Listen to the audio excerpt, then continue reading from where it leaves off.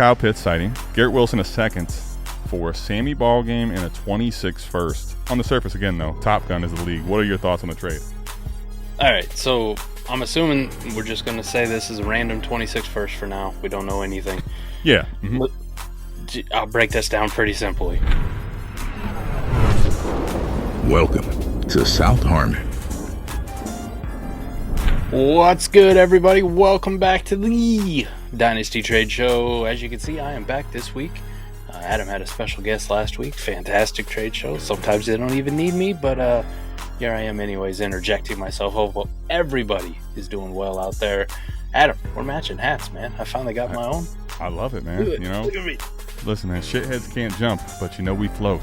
And I will say, it's one thing to replace you for a week, but it's 1 week, all right? That's not. Don't keep pushing. Don't keep pushing the luck. We love having you back. We're gonna start off with a trade of mine, honestly, that I think it's a good discussion point because I made the trade before I knew what would be my pick. Now it's a rookie draft that's already in the books. We'll go through it. Before we do that, if you want to get some gear, certified sh.it.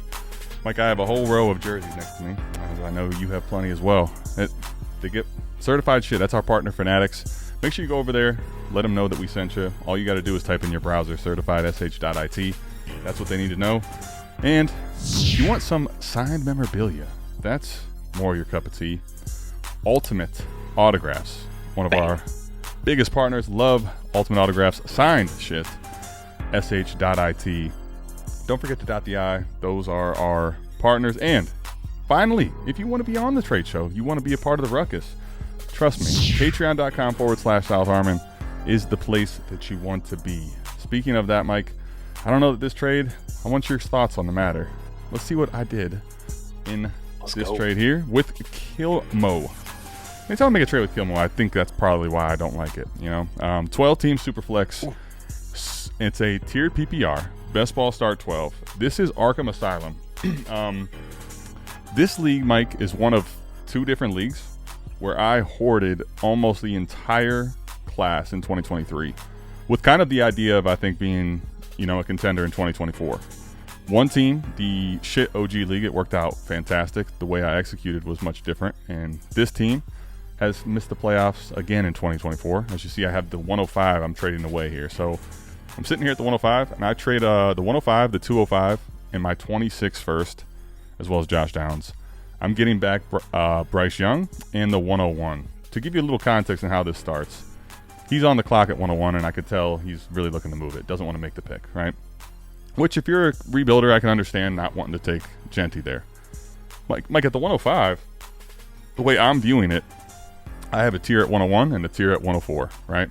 I think you could even make the case that Cam should be a tier of his own at 102, right? Well, I didn't envision him being at the 105, and that's the big kicker in this thing, right? When I trade off of 105, I'm not expecting Cam Ward to be there. When we look at the trade now, even still, that's what that becomes. But the reason the 26 first is in the trade here, and I'm getting Bryce Young back, I don't think I'm going to get at 105 Cam Ward. And I basically told him in this format, I'm willing to go pay for 101, but I need to have another quarterback. I only have two at the moment. I'm like, if I'm not getting Bryce Young, my 26 first isn't coming to the table at all. On the surface now, with the deal in place, regardless of the context, just what do you think of it generically? I mean, we're going to start this off by saying it's a best ball start 12. So, right, one in a best ball, you get a lot of pieces moving one side versus only a couple coming back on the other one. It better be some goddamn good pieces. You know what I mean? Sure, of course. Then you start factoring in the start 12 thing, which makes it, you start really stacking it up on how deep you and how many shots you want. Like, you've played best ball long enough. When you made the trade, I went, holy shit. Adam's lost his goddamn mind. All right. But then we dove into the hit rates of the class, right? We did that a couple weeks ago. Genty is just such a lock for the hit rate thing. Where it makes sense. The biggest difference is, like you alluded to, when you made the trade, you got Genty, knowing hit rates now, you go, okay, all right, I could see it. Let's make a push. Let's get something secure. Let's get another quarterback in Bryce Young, who's pretty decent in his own right.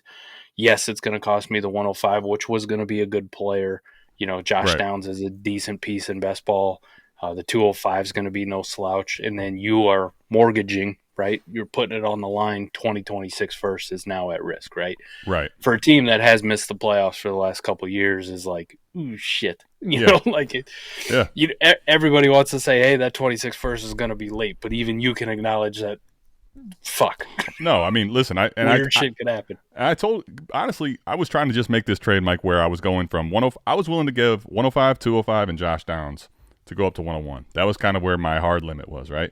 Mm-hmm. He kept wanting my 26 first, and I basically told him, listen, I will acknowledge to you right now, even if you take away my future, I'm more inclined to make sure that I build a contender, right? However, I still can't guarantee that happens. So if I'm giving you this pick, Bryce Young or he has Penix as well, I said one of these guys has to come my way, period. Otherwise, we'll just walk away from this deal. Yep. So that was kind of my thinking initially. Was in a normal scenario, I think 105, 205, Josh Downs, while it is hefty, to go up to 101 was worth it for me, even though it is a start 12. Even in a best ball, right? So if you break it down like that, let's really dive into it. Yeah. I think the deal ended up being fair for both of you, and it makes sense for both of you, right? Mm-hmm. So there's the final. We'll cut right to the chase. Bam. That is the final verdict. But let's break it down. Why? Right? Yeah. Because if I look at the deal, like you said, if you say 105, 205, and Josh Downs for Ashton Genty, just in a nutshell, boom. Okay.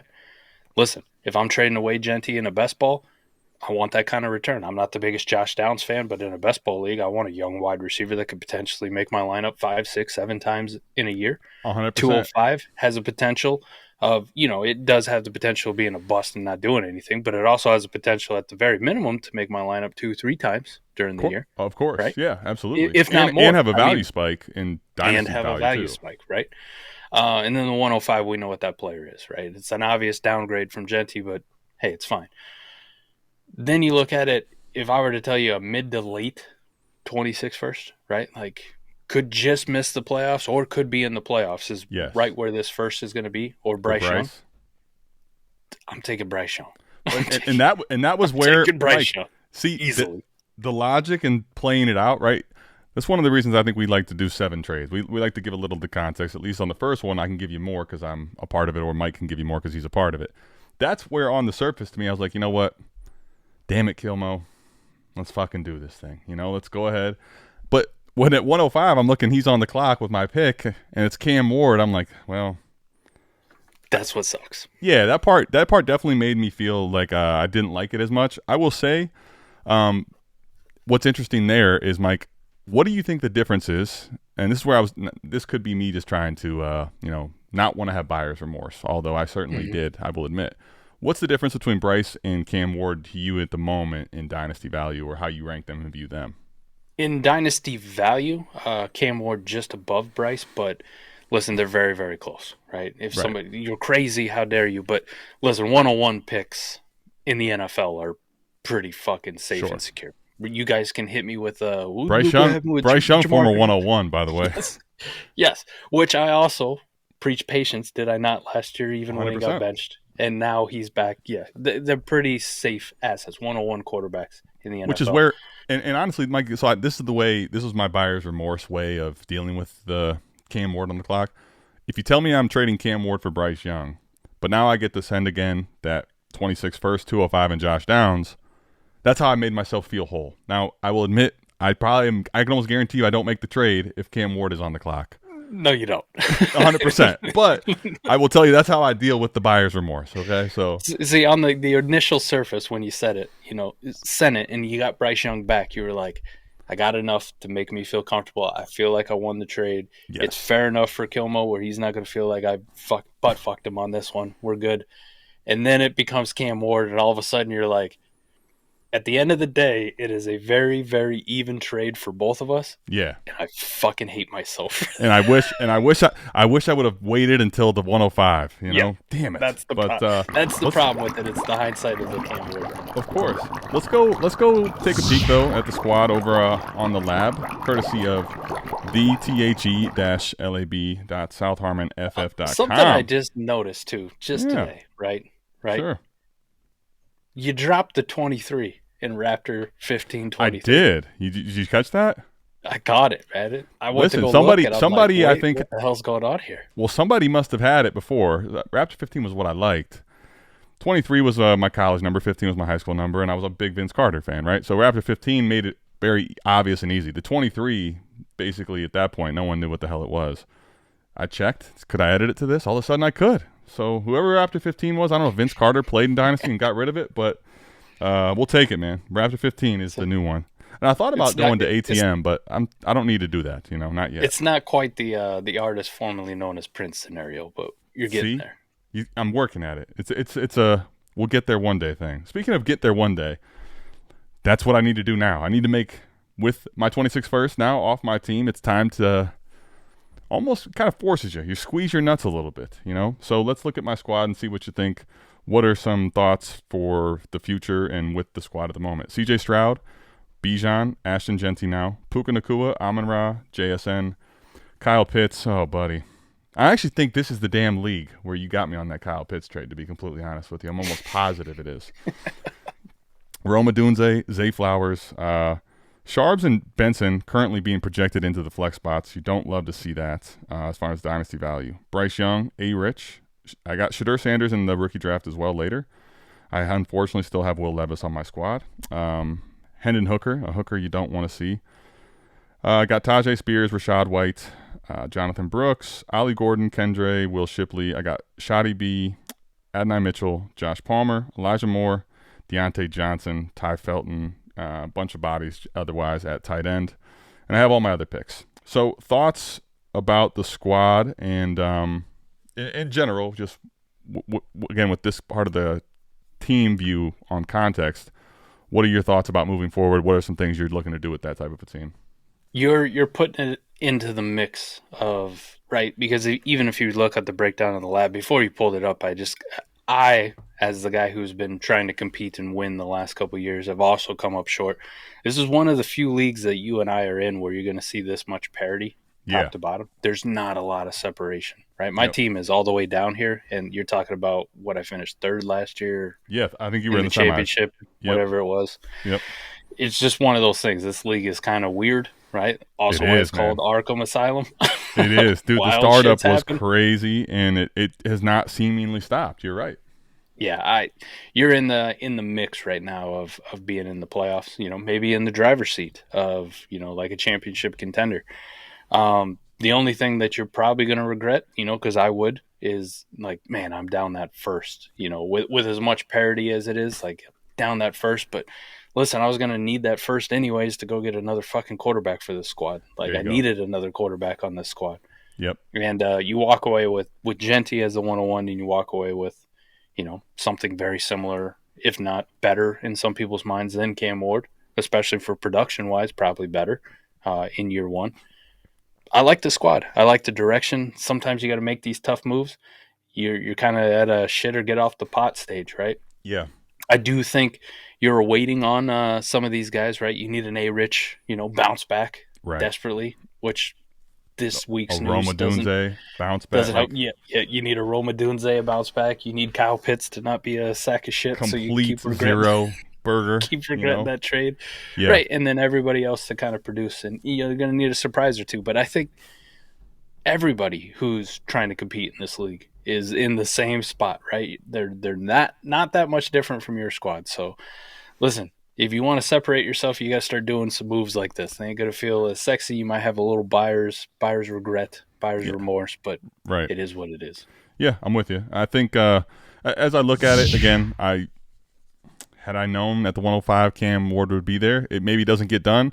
The one nice part, though, I will say to finish this off is that it does force me now, right, with this league where last year I thought my team would just kind of win more games with the value I had, and it didn't happen. And it almost like, all right, I guess I'll just push one more year out. Now that trade at least forces me to do no, we're not waiting anymore. It's time to go.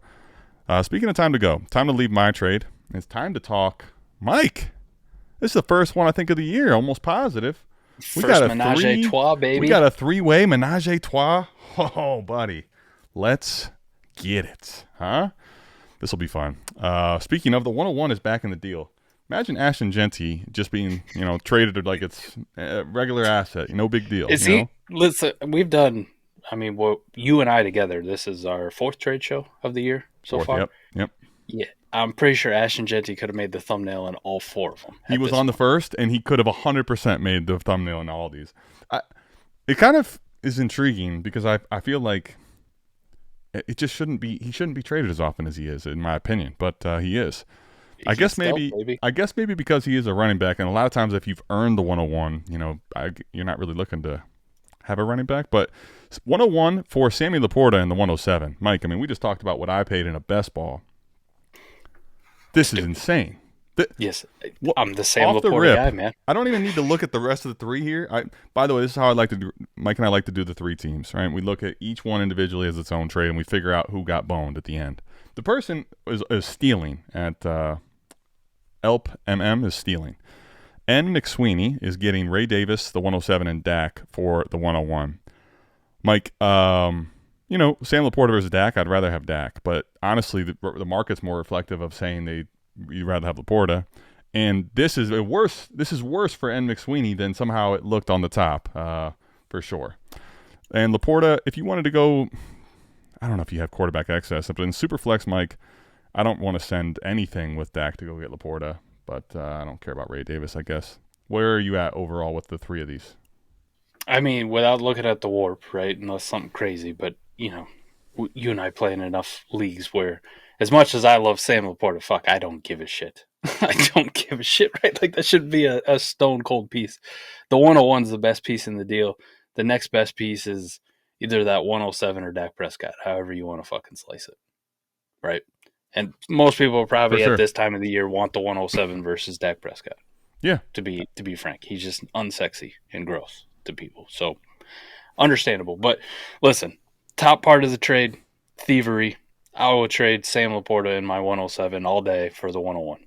No question. That one don't even think twice. I don't care if it says lineup start 9, 11, one quarter. There's no format. One quarterback. It doesn't matter. That one just seems egregious. I think it's borderline kind of heady to trade away the 101 and get Dak Prescott the 107 and a piece.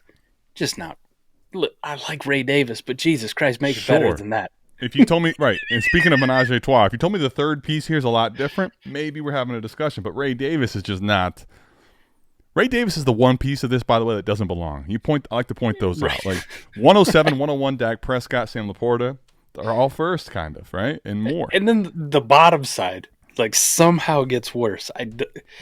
Listen, I'm not trading away Dak Prescott for Sam LaPorta. I don't give a shit what Keep Trade Cut says, what ADP says, Adam. Even if Sam LaPorta is valued higher than Dak Prescott, it's a goddamn Superflex league. It's a starting quarterback on a good offense who we have seen be top 5, and can just walk into another top 8 pretty easily seasoned in production-wise. I'm not fucking trading that away for a tight end. I don't give a fuck who it is. I don't. I'm not doing it. So I sure as fuck am not just tossing away a Ray Davis as well, going well, fuck it, go ahead, buddy. Go ahead. Even if there's a fire, I will never do this. Let's go ahead, though, just for the hell of it. Let's see what Warp has to say. Look at this, man. You are stepping your game up. It's time, buddy. Warp is life. I want people to be very fucking clear about who's in charge of this. This is Adam, all right? I'm just the comic relief here, man. He's the brains behind the operation. Well, listen, we need some comic relief out for this trade especially, buddy, because give me some comedy. Give me something. Dude, look at this, buddy. Now, I will admit, this is the Warp format and where I'm looking at it. Okay. Upper quadrant from last year, Brock Bowers makes it. Okay. I will tell you, though, Sammy Ballgame I know is going to be right around here. So this Warp line does make LaPorta more intriguing. One thing I love to do here, Mike, with the tight end line is I almost never see it, never need to do this part, but I always want to go right. So what does 1.661 get me at other positions? That's where it's kind of a still last year JMO, right? It's JMO. So I will say this: the tight end position. It's funny because with Paul on last week, we had a similar discussion where I said the Warp line was high enough, like this, but I got the wrong tight end for that. I don't pencil Sam LaPorta, Mike, and maybe you can tell me what you feel. I don't pencil him in as a for sure starting like top 5 option, top 3 option as far as warp. I'm going to start him obviously, but I don't view him as a guaranteed difference maker. Like if this is McBride, okay, fine. I'm having a different conversation about it. What do you think about this? I think that is a reasonable argument, right? And let's just listen. I don't want to dive too much into it, but they lost a pretty good offensive coordinator. As much as Adam and I dunked on the guy, Jameson Williams has emerged, right? And they keep hyping him up, and you can hear it. You can kind of feel that maybe he's doing something. We know what Amon-Ra St. Brown does. We know what Jahmyr Gibbs does out of the backfield. If the offense takes a little bit of a step back and some other guys emerge, like as much as I love Sam LaPorta, he's not guaranteed to be the number 2 option on the team, right? Like Brock Bowers, the case for Brock Bowers is it's Brock Bowers as the number 1 option for the fucking Raiders. As much as I love Jacoby Myers, or you can like, Jack Besh, them drafting him, Brock Bowers is the fucking alpha of that receiving game, period. Trey McBride, the only other person he's really competing with is Marv, right? So at worst, he's the number 2 option on the team. Right. You start to get to some of these other tight ends, TJ Hawkinson is good enough to be the number 2 option, but he might be the number 3 option on the team. We just know what he does in a very good offense that has gotten nothing but better in the offseason. So yeah, you start to factor all that in, like the case as you go down this tight end list of like who you think is going to be the number 1 tight end, just penciling them in, who's going to be a top 3 option. Sam LaPorta is like in that like 3rd tier of like, I love him. I love his talent. We've seen him do, a couple years ago be elite, but it feels like we're trended in the wrong direction here. It feels like we're going down when everybody else is kind of like, okay, I want to make that bet. I don't necessarily want to make this bet. Right. And I mean, you look at it, right? Ben Johnson leaving, being the person that, handpicks Sam LaPorta. You see his first move is to go get another tight end very early in Loveland. And you also think about, for me, one of the things that you touched on all the mouths to feed, but last year it felt like at least Sam LaPorta, say what you want about him, has been a little more of a touchdown-dependent tight end, honestly, even in his big season. Mm-hmm. I think the amount of times they had to scheme up trick plays to get him touchdowns, with him leaving, makes me feel, I'll just say, insecure, right? I feel insecure. I have trust issues, if you will. But that's what we got there. When I look at that warp line, Mike, the only case I'll give the bottom side now is if you believe because of that type of scoring, right, and that type of warp, if the tight end market is more favorable, meaning now Sam LaPorta actually lets me trade into other players and tiers that Dak Prescott just doesn't get to, that would be my only that would be my case for that side. I still agree with everything you said pretty much about it's kind of like I imagine the menage a trois to be. The further into it goes, it gets worse, Just so, listen, I'll put some actual data behind this one if you guys don't believe me about the trending down. I mean, I'm just going off last year with Ben Johnson in there. Sam LaPorta was 14th amongst tight ends in target share at 17%. Okay, it's not very high. It's not high, and it's okay. It's not great. For example, when we mentioned Trey McBride, number 1, 29% fucking target share. Brock Bowers is going to be in a very similar realm. Sure. Yeah, dude, like, you're talking about making that bet on like tight end 1, 2, or 3 finish on a guy who's 14th in the league amongst tight ends in target share, and the situation is not getting better, right? Like there wasn't, hey, we traded Jameson Williams in the offseason. We brought in this other offense. We don't know what the offensive coordinator's like, but say they brought in somebody who heavily favors tight ends in the past. You're like, okay, that's fine. Situation got better. That's the bet I'm going to make. No, it feels like it's getting worse, and it wasn't that great last year. So I don't. Dan Campbell's, what the fuck are we doing? We got Dan Campbell's Avengers. His whole squad is seemingly gone as far as the coaching tree, and then we have. Here's the thing too that recently just happened. I think is going to be under talked about and totally missed by the majority of people that don't look for this stuff. Frank Ragnow retires, Mike. I mean, there's a lot of reasons for the offense just not to be as damn good as it was last year. I'm not hating on the players specifically, I mean, if I was going to, like what we talk about, it would be LaPorta. I have concerns, right? But it's not that I think Gibbs or Amon-Ra or JMO or LaPorta are bad players. It's that they were so efficient and good and scored so often. There are reasons to be concerned. And for me, with Sam LaPorta, the target share and the touchdown dependency is the main thing. You look at Trey McBride, it's almost a guarantee with the target share he has that he's going to fall in the end zone a couple more times. So right. That's I mean, where you're talking about LaPorta, right? And I mentioned Hawk. Hawk off an ACL. Didn't play the whole year. Took him a while. We know ACLs. Jesus, with their own target competition too. Yeah, with his own target competition, and Justin Jefferson, and Jordan Addison, and Aaron Jones out of the backfield. Like, he's got target competition too. Sam LaPorta was at 5.2 targets per game last year. TJ Hawkinson off an injury, 6.2. Like, a full target a game. His target share is better. Like, if he's a little bit healthier, right? If he's fully healthy, like, boom. What the fuck are we doing?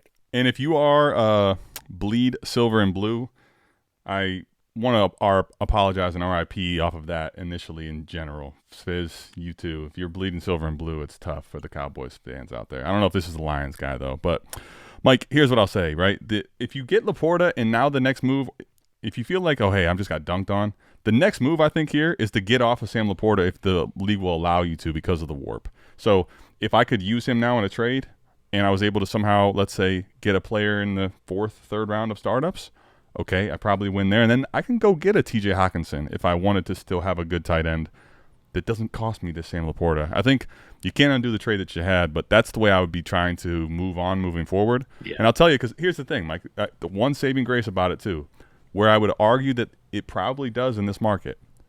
Someone lets you go from 107 to 101 because LaPorta was in the deal. So, yeah, you made one bad trade. It doesn't have to be cemented here. I would use this. If you're seeing this, it's not too late. Just don't let the cement become solidified. Move it now, right. Start moving, man. You're in that quicksand. I know they tell you just stay still, but you're inevitably going to sink if you don't do shit. It's like that movie. Get out! Mike, let's look at another tight Sam LaPorta. We got tight ends. The tight end trade show, huh? Peter is trading away. Speaking of Kyle Pitts, on my team in the first one, not in the deal. We have Kyle Pitts citing the unicorn that's no longer anywhere near that. Garrett Wilson a second for Sammy Ballgame and a 26 first. Lineup start 11 again. This is a 1.0 tight end premium. So that other trade, by the way, that was a tier PPR, half running back, full wide receiver, 1.5 tight end. This one here looks like a PPR with a 2 points per catch for the tight end. Just on the surface again, though, Top Gun is the league. What are your thoughts on the trade? All right, so I'm assuming we're just going to say this is a random 26 first for now. We don't know anything. Yeah. Mm-hmm. I'll break this down pretty simply. I will take Garrett Wilson over a random 26 first at this point. As much as people are starting to, let the Garrett Wilson value slide, 100%. 100%. Easily. And then Kyle Pitts in a second to tear down off of Sam LaPorta. Sam LaPorta is my fucking guy, man. He's my guy. But tight ends just don't really fucking matter. I'm making the same exact bet with Kyle Pitts as I am with Sam LaPorta. You just gave me a free second. I do that 100 times out of 100 times. Unless this first is like destined for greatness, Adam. This is Peter's side by 75 bus lengths at this point. Like, he took him to Gapplebee's on this one. Damn, to Gapplebee's. All right, well, here's what we got to do. Clear and obvious. Gotta take a trip over to the lab, buddy. Got to figure it out. Yeah, we do. Speaking of which, we got to figure out. Let's go back home and let's type in Peter, and we got to figure out how many T's and E's and R's. He's got 3 R's at the end here. I think so. He's got a lot of R's. Let's do it. All right, so let's find the league now. We're looking for Top Gun is the league. All right, so let's take a look here. Peter's team is positioned 4th based on lab, and this is keep trade cut starting roster value. We're looking at Myers Will. Looks to be lower than that. So he's at the very bottom, which makes sense in acquiring the pick. But we're looking for Zach Cinch's team, right? Right here. All right. Towards the bottom as far as the values go. Let's see what the roster looks like here. All right, Bryce Young, Kamara, Montgomery, CD, Amon-Ra, Smitty, Mason Taylor projecting starting tight end, Jalen Waddle, Chris Olave, Pacheco, Stafford, A-Rich. Then we get to Will Howard and not much. We get Ollie Gordon as really the only running back option off the bench. Right. We've got nothing off the bench. This is as thin as it gets, man. Pause. Thin with no real draft capital. Right. Now grabbing that 26 first, to your point, yes. Yeah. Knowing this now, it's not a terrible team, right? You can see this one making the playoffs. Yeah, it has. If things go right, like if you just somehow avoid injuries, this is one of those teams that's fraudulent. However, if it goes right and all these guys stay healthy and produce, we've seen CD, we've seen Amon-Ra, we've seen Smitty. Like, you could see the scenario where it's good enough to easily make the playoffs and be a contender. But man, you're two significant injuries away from this team being blown out of the waters too, right? Correct. And all of a sudden we're talking about the 102, 103. Right. Yes. Yeah.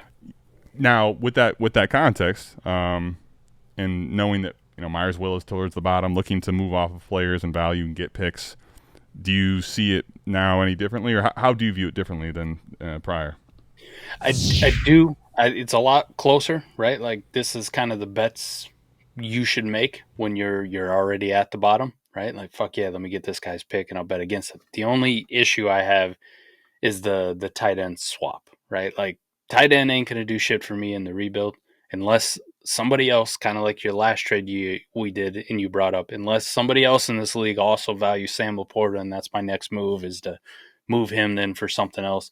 That's the only way it makes sense. If you're just taking this because I want assets on my team who are going to accumulate value and then be ready for me when I'm coming out of this rebuild, terrible fucking idea, right? So we go from Gapplebees to, I see what you're doing. You just executed it pretty piss poorly. Well, okay? And much like a 401k, what I just said last trade, we can go ahead and roll that over, right? Let's go ahead and roll over the Sam LaPorta talk here, where I would just preach caution, and if you can, let's move on from Sam LaPorta, even at the point now. I think it's really weird in his startup value and the trade market. They seem to be very different.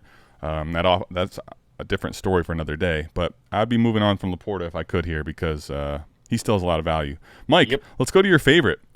Bigger, longer, and uncut. That is one of Mike's favorites, but really 10 team, the favorite I was getting ready to talk about. Speaking of which, the Who's. The Blitz. Mike, here's the trade, though. Brian Thomas Jr. in a 208 in a 10 team, which becomes Trey Harris or C.D. Lamb. Floor is yours. C.D. Lamb.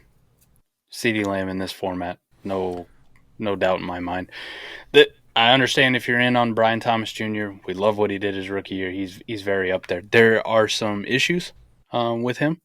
Not issues, but some question marks or some tiny red flags. Let's just say that. There you go. Tiny red flags relative to where he's at, which is in near elite territory, right? There you go. One, Travis Hunter now coming in. How's that change the dynamic, right?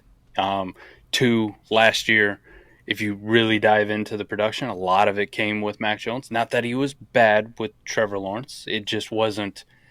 We all remember the end of the year run and what Brian Thomas Jr. was doing, point scoring and putting him on your team.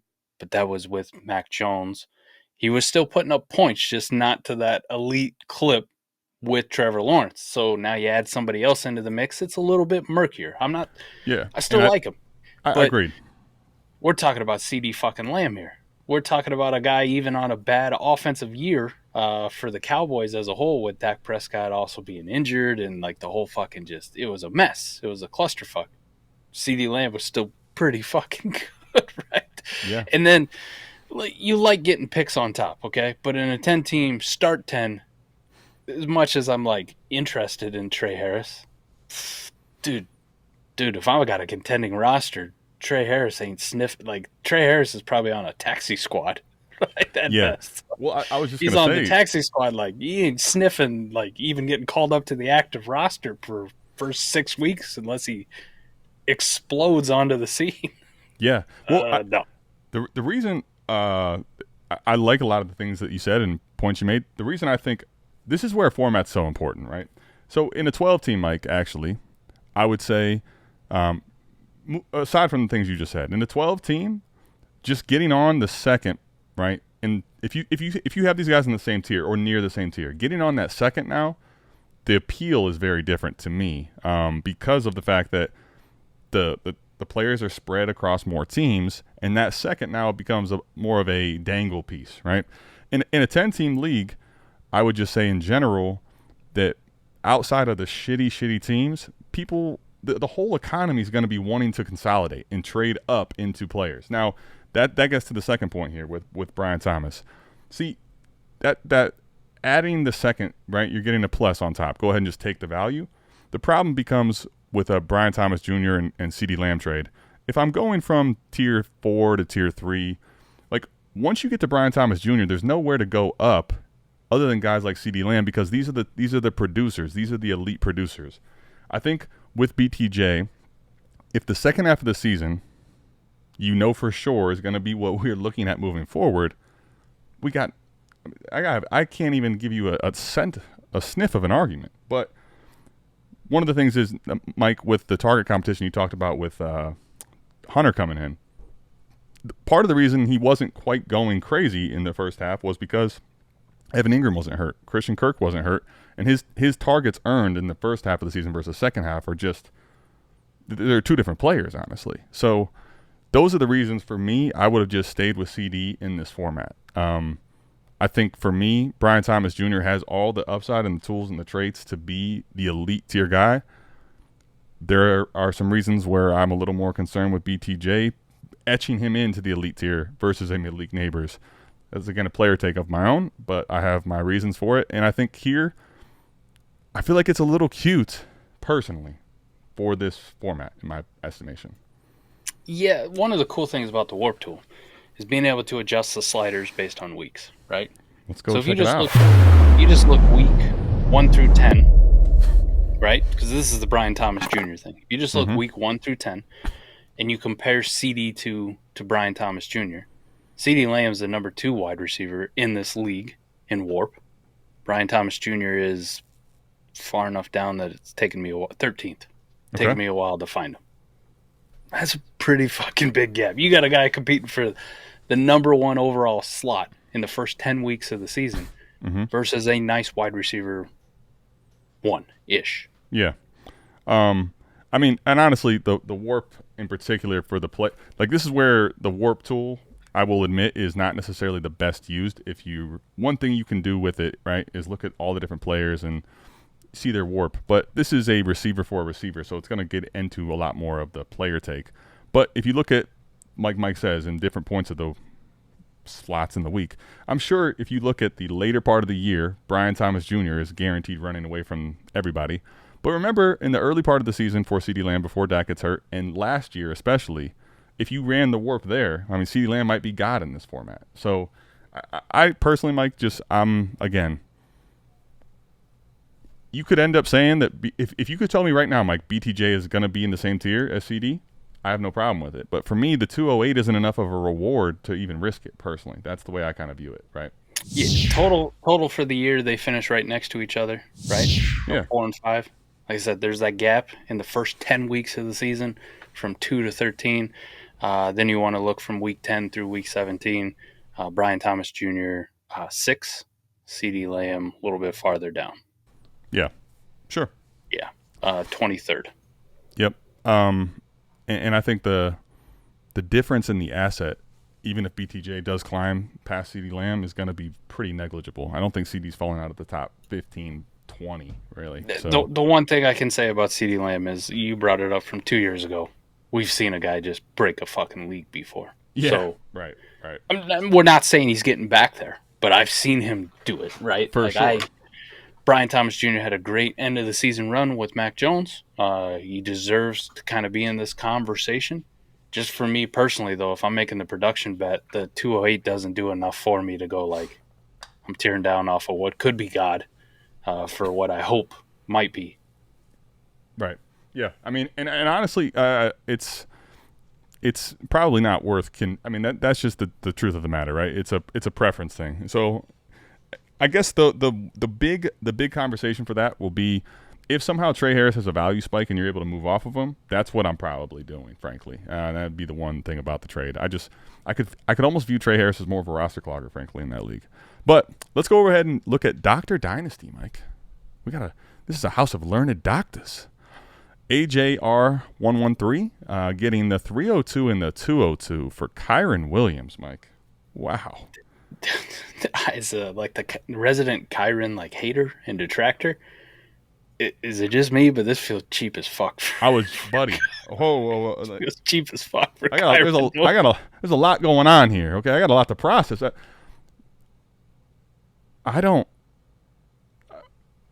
This league feels very uneducated for the doctor part of it.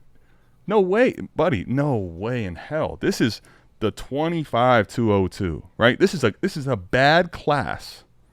Yeah. Like, if the worst happens to Kyren Williams, I will say the worst, probably people don't want to hear this, is like he becomes kind of irrelevant pretty quick.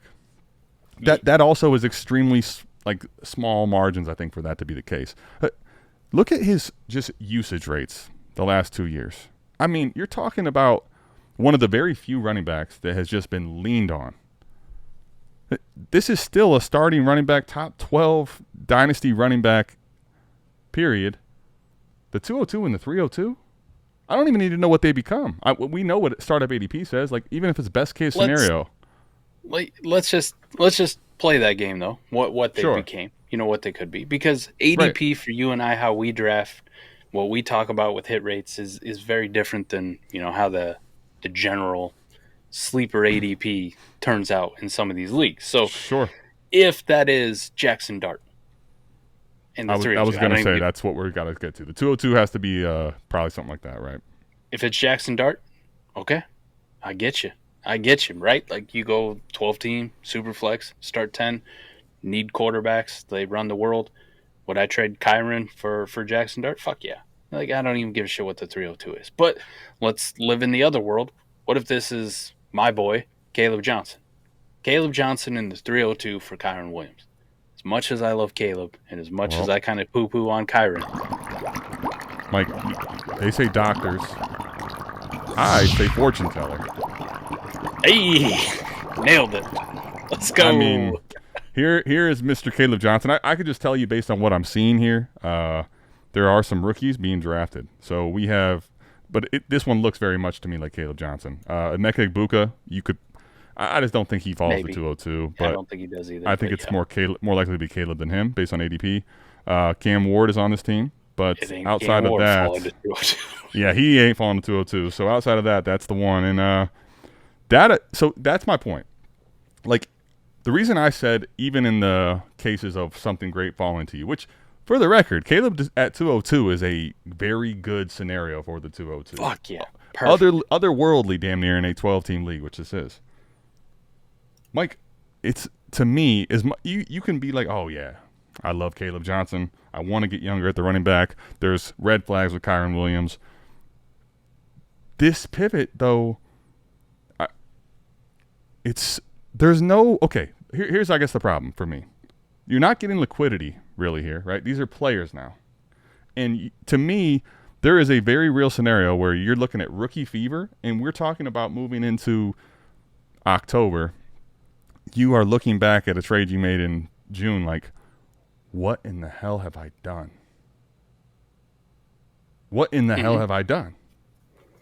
Maybe we're not buying into this Jarquez Hunter hype enough, Like, maybe that's our problem. And I will tell you this is another thing. Someone is trying to double dip on this bad boy because we got Jarquez Hunter on the squad. Maybe that's our fucking problem. That's I think part of the other thing is you're doubling down on the bet, right? You're like, all right, let me get Jarquez Hunter and let me make this I'm going to bet everything against Kyren. You and I both kind of had like that, and we could be wrong. Okay, we could be wrong, but we both kind of had this same reaction on the draft stream, right? When Jarquez Hunter got taken there, it was like, not again, motherfuckers. You're not going to fool us again. We spent the last 2 years trying to body and bury Kyren Williams and write him off and give you every reason why. And this is the first year Adam and I are like, dude, we're done. We're done, okay? Until we're told otherwise, by actual production and carries on the fucking field, Kyren Williams is Sean McVay's starting bell cow fucking running back, okay? Yeah. bury all the other bullshit. I don't give a fuck who they bring in, right? Like if they went out and they traded for Caleb Johnson today, like my guy, I'm still not going, Caleb's going to win this job. Like he's the dude. Until Sean McVay tells me it's not Kyren Williams, I'm not fucking believing it. But it feels like the rest of the community apparently has switched at him. 2 years of us poo-pooing him, and now we're on the other side going like, what are we doing? Why are we doing this to Kyren? I don't, dude. I really struggle to understand it, honestly, because like I'm just looking at Snapshare last year. Okay, I have it up. You want numbers? Fine. Happy to play this game. Mike, through the whole season. Okay, curious if you had a feel or thought. Let's just talk the top 5 running backs in the league last year. Like who they might be, and then what we're talking Snapshare percentage. Oh, yeah. Snap share percentage, top 5 running backs in the league. We're going to go with Saquon, like up there. Check. He's number 4, and that's at the best number of all, 69%. Let's go Bijan. Bijan, check. He will be 3rd, and that's at 75% snap share. Yeah. I know for a fact Kyren Williams has got to be in this. He is. We'll reveal that in a moment. He is a part of the top 5, okay? Okay. How about the next 2 are going to be a lot tougher, I think. Go ahead. Give me Derrick Henry. Derrick Henry was not, actually. And this is one where he sees enough third down work. That's why he's not quite that up there. He does. How about Achane then? Achane actually, surprisingly, he's close. And I don't know if it's because he missed some time. He was 62%. But he's close. Yeah. Not top 5, though. One player, Mike, is someone you and I both have a lot of shares of, and we talked about a lot at this time last year.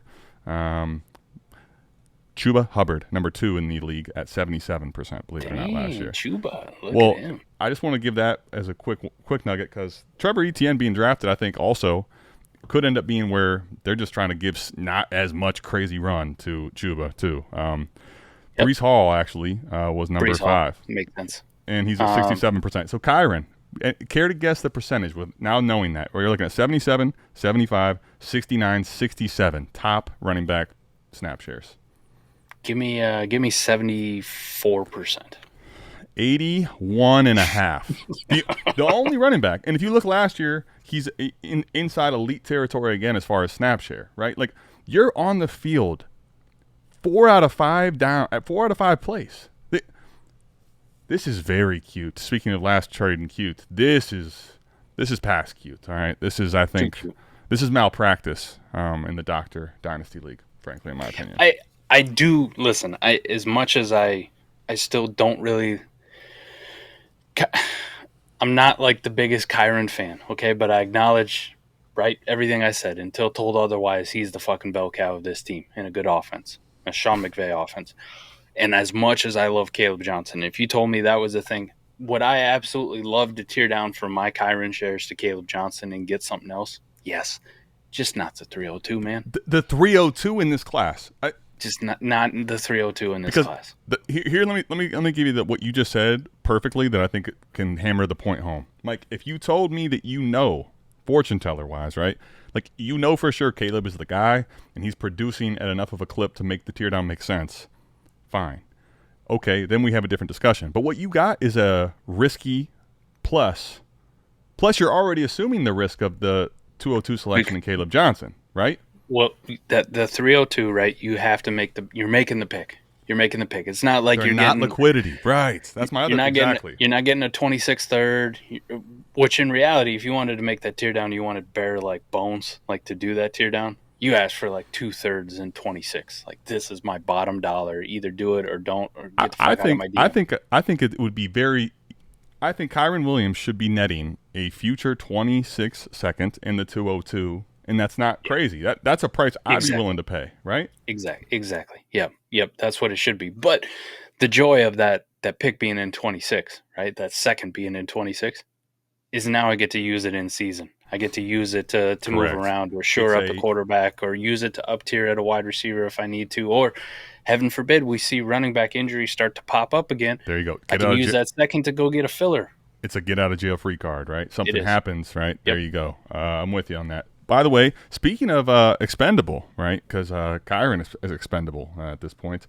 How about Tet McMillan, and a 27 first, Mike. These are some of the trades that I got nothing really to say on the matter. I guess this is a true flex, and maybe there's not that many trades going on, but buddy. What the fuck? What the fuck happened? Is there any Wait a minute. You guys are going on the boat. We don't get to go.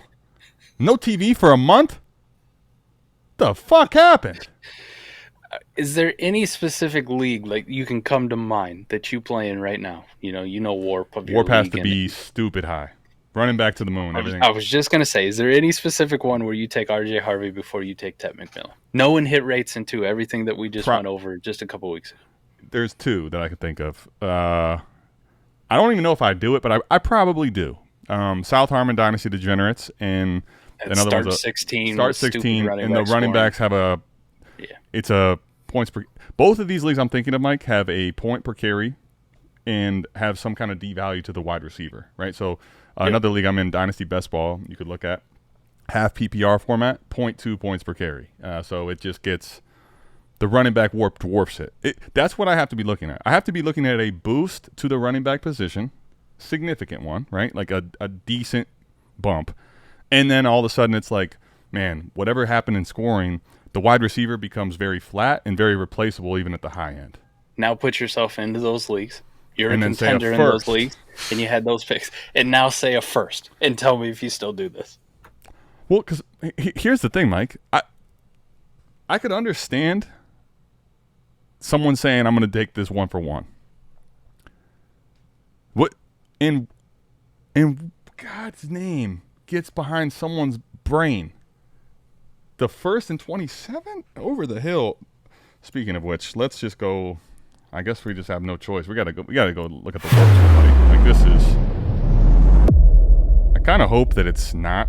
I kind of hope that we're looking at just nothing like this at all. Expendable assets comes right up. Easy money. Let's take a peek here. My guess, Apparently Mike, he has expendable assets. Speaking of. Oh wow. Okay. We're looking at IDP. We're looking at all kinds of colors here. So if this just looks insane to you, lots of colors. Fear not. All right. So one thing that you can do on the Warp Tool, I'll give you a little quick lesson here. Get rid of the IDP. You get rid of you can click them, right? They're expendable, if you will. You can get rid of them. All of a sudden, it looks a lot more normal. We can dive back into the IDP in a second. That was actually pretty high, which almost makes me think there's more juiced. Yeah, and we can even talk about what if there's additional value in the first. Let's leave that out of the conversation for now. Okay. Mike, what I can tell you in the A-Warp graph, which is a 5-year, 2019 to 2024, there's nothing here that makes me look at this any differently. I'm sorry, that was actually single-year data. Oh, my gosh, that was when the running backs was high. Was the greatest, the best ever. Killing it, winning leagues. This was a formality. I just wanted to do this to make sure there's not – like there's probably a 5% chance or less. Like the scoring is just so wrong. Look at this, dude. Look at this. We're looking at multi-year, right? Buddy. And the lines are overlaid. They're overlap and quickly go to the wide receiver. Lean receiver. Top 12 is receiver.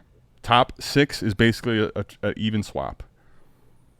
I think scenario-wise, I'm telling you, McMillan and RJ Harvey, to get to the top 12, those are good things for both of them. And even then, it would be leaning Tet. Forget the pick. What are we? All right. This is ludicrous. The hell's and not the rapper, all right? Not the good ludicrous. This is bad ludicrous. Luda. There's no hose in different area codes on this one. This is area codes different, Mike. This trade could not be further from the fucking even. This is bad, man. I mean, I don't understand something like that. How does that happen? Yeah. Like, and the first and third thing, I kind of view that as what I think is funny is like I kind of view that as the blind leading the blind, or someone trying to lead a horse to water doesn't have no idea where water is. Like, how is the first third the swap that you settle on? That's just insane. How about no guts, no glory here? Mahomes. This is a different trade value than we're normally seeing Mahomes go for.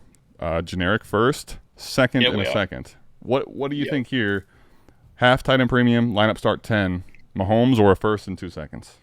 I think Patrick Mahomes is, and I've said this before, is worth more in dynasty value than the actual production has been, and people get mad about it. Like when I fight him, Sure. we just saw him a couple years ago, and I said, but we've also seen the last 2 years have been dudes like back end QB1, right? It's not Patrick Mahomes that we're used to. I think we're still kind of paying for the name value. I don't give a fuck if he's back at listen. I think the production's back end QB1. We hope for better, but this is my bottom line. Patrick Mahomes is going to put up back end QB1 numbers at fucking worst. That I think what you just said there is it's become so commonplace to the point to the narratives get so strong and the hate, right? Like what's missed about Mahomes is he has a floor of back end quarterback 1. Yes, he does. So when we push the narratives and push the limits on where he should be, that's why you'll hear people talk negatively potentially about him in Dynasty and their scoring and fantasy. But it's still a top 12 quarterback in production at worst. Yes. That's extremely safe as far as longevity goes. Yes. I mean, yes. So all that being said, Adam, even if that is where my mind is, like I take the name Patrick Mahomes out and I go, this is a quarterback whose floor is back end QB1. I pay this motherfucking price every day of the week, right? And then you tell me it's Patrick Mahomes. And if, let's say Patrick Mahomes is top 5 this year, not out of the realm of possibility, and that luster and that shine is back, I paid a mid to late first and a couple fucking seconds in a 12-team Superflex league for a guy who's going to be right back into the conversation to be in a top 5 dynasty startup pick. Jesus Christ. What is this? I get it. No guts, no glory. Somebody got in them guts. You know what I'm saying? dude, listen, the lab people have been in the lab as far as the trade side of things. They have been cooking some concoction, like off rip. Just to give you, we don't need to go to the warp tool because it looks very much like a normal Superflex. Mahomes last year 1.48 or whatever, a top 10 quarterback. Okay. Here's what's important, right? To your point, what are we looking at? Is this a team worth betting against? And like, how about the team at the top here that already had Josh Allen? So if you have Josh Allen, Mike, and now you can say I have a quarterback 1 floor in my Superflex spot. Forget the fact that you are leaps and bounds ahead of the league here. I mean, you're talking, buddy. Look at this: CeeDee Lamb, Drake London, Nico Collins, Brock, Marv, You do this when you have Kyler too.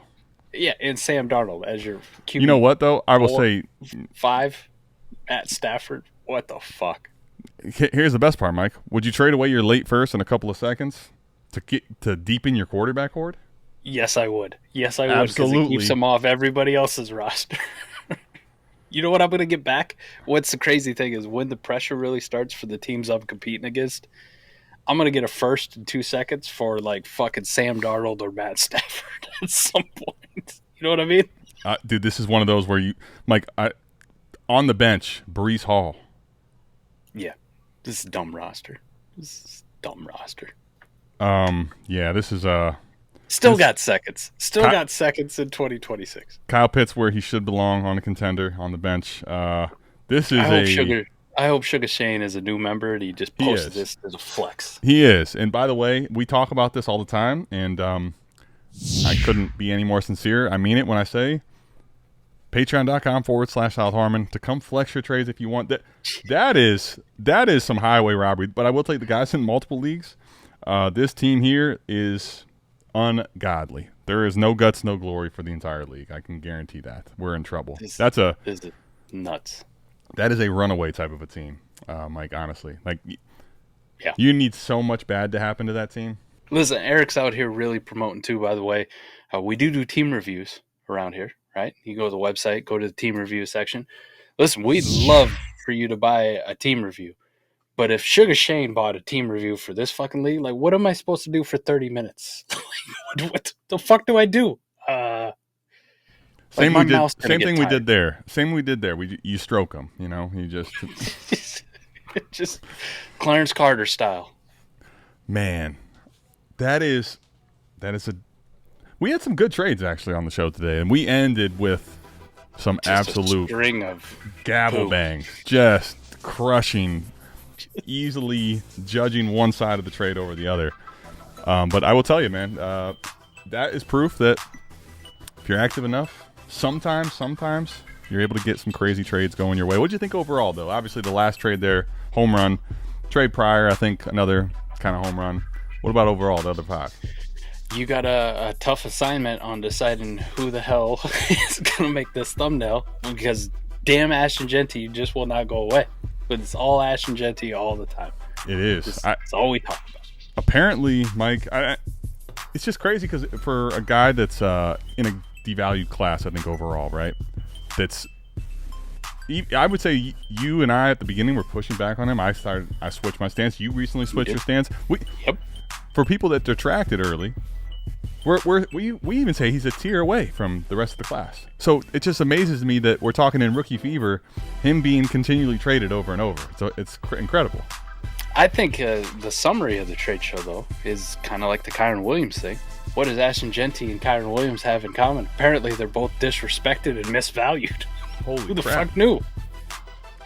Listen, Mike, and speaking of that, we have our player takes and we have our dynasty takes. A lot of them process-based with some player analysis and reasonings and biases. And I would say, relative to the market on Kyren, are lower.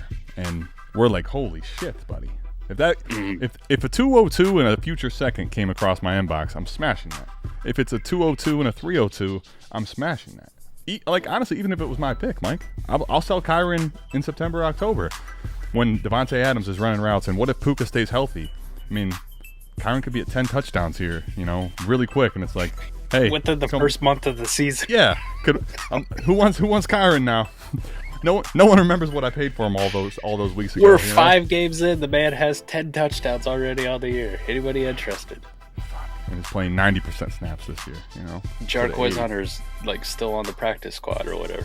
Yeah, Blake Corum's getting a little bit of run that's Kyren seeds. It's not Hunter. The ultimate death sentence. They make those guys return kicks. Oh. Yeah. You remember at this time last year, that was the narrative that my dumbass was like, dude, they're going to use Kyren as a kick return. It means they're going to start Blake. Yeah. I'm an idiot. Okay. It's what makes us best is that with all the good takes we may have, you're easily going to be able to point out and remember how many bad ones we have as well. So if we're wrong on some of those trades, you'll have this as a receipt to go look back on. But we'll see you back here, same time, same place next week for the Dynasty Trade Show. Make sure you're checking out patreon.com/South Harmon. If you want your deals on the show next week, we're out of here. Peace.